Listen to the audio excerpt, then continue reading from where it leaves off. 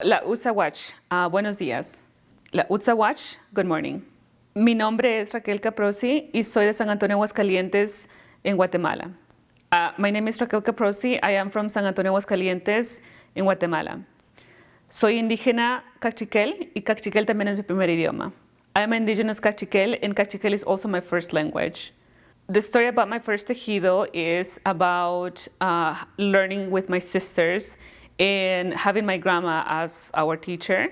La historia que estoy contando hoy sobre mi primer tejido es de cómo aprendí a tejer con mis hermanas y también teniendo a mi abuelita como nuestra maestra. This story tells a little bit about how I felt and what emotions I felt while I was learning.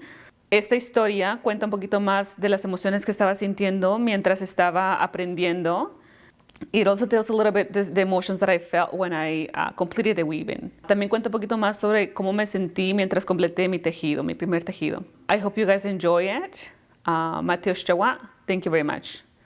Espero que lo disfruten. Muchas gracias. Mateos Chawa. My first tejido. Story by Raquel Caprosi, illustrated by Zamara Cuyun. I still remember fondly how I started learning the art of weaving at home, with all of my sisters and my grandmother as a teacher. In the beginning, my sisters and I started by helping to roll up thread into a ball, making tramador, which is adding thread outside of a bamboo stick. While we were doing that, we learned the art of weaving by watching our grandmother weave.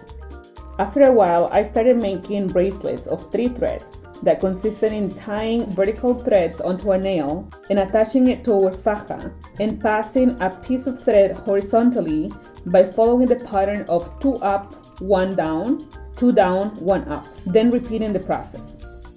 After years of helping my grandmother and making lots of bracelets, I kept insisting for her to teach me how to weave bigger looms. One early morning, my grandma gathered all of my favorite colors into a basket and told me, "You're ready."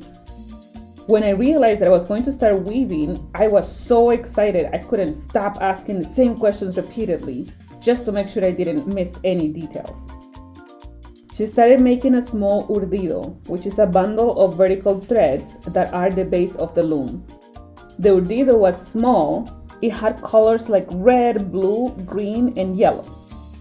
She also got me a mecapal, which goes around the waist to keep one of the ends of the loom in front of me. My needle was made out of animal bone, and my petate, a plant-based rug, was handmade by my grandfather. She set this up for me and tied it onto the same orange tree in the backyard, where she had hers on too, so we could work together and guide me whenever I needed. We had a small basket between the two of us, with multiple balls of threads of multiple colors.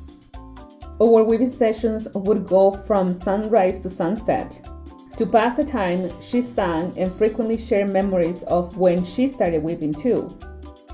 After a few weeks of hard work, I had completed my first tejido. It had a lot of colors like shades of purple, red, yellows, and orange. It also had designs like pepitas, which are inspired by sunflower seeds, tinajitas, inspired by containers we used to carry water, and flowers inspired by nature.